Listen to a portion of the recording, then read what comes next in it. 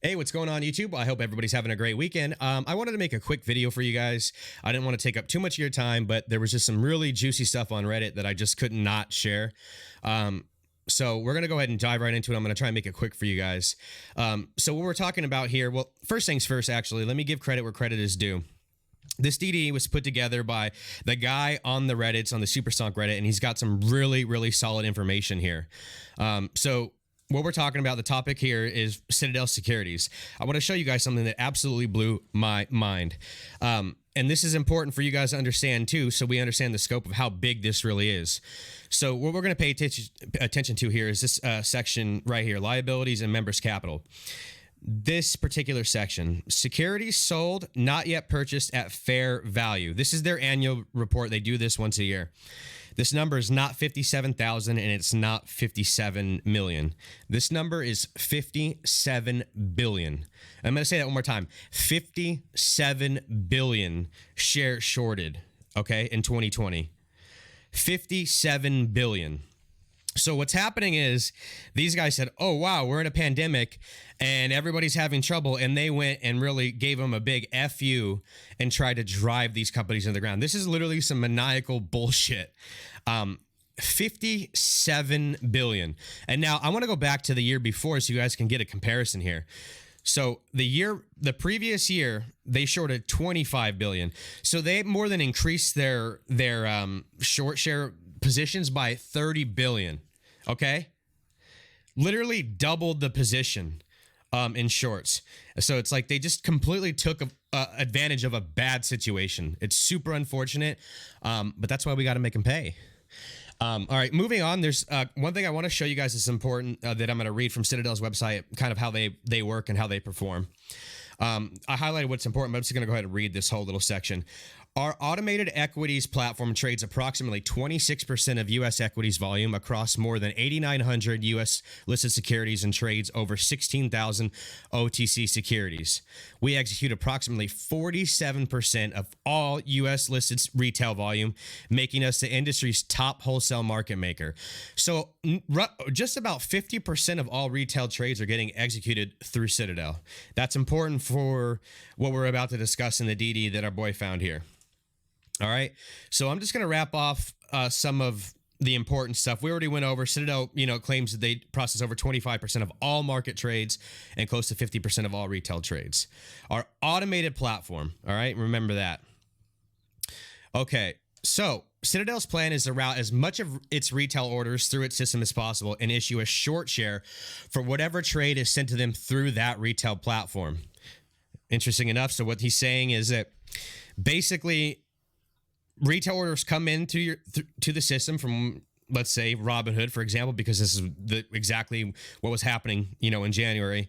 They issue a short share for whatever trade is sent to them, right? So it's like a computer saying, oh, you executed an order, boom, instantly short it, and there's your short share. So 70 to 90% of retail traders lose money. By issuing a short share on the trade instead of locating a real share to transact, they are simultaneously providing liquidity while also betting directly against retail. It used to be a hugely safe bet. It was making money both ways. They collect free money on the share sale, make money by selling off the short positions in a bond, and make money by separate entities holding the short positions while Citadel Securities continues to drive the price down. But what they weren't expecting is that we were going to band together like the smooth brain apes that we are and actually win some of these bets that they were severely shorting, which makes sense. And this brings us to why Citadel shut down trading in January, and why Robinhood, for example, because that's really, again, I have to say them because that's who was doing this, shut down trading on specific stocks. And they didn't just shut down like trading, I should say. What they did is they limited the buying of the stocks, right? But what that did in turn is basically let Citadel come in and basically close their positions with no market interference, right? So they could come in and kind of do what they need to do without having to really worry about what the price is doing.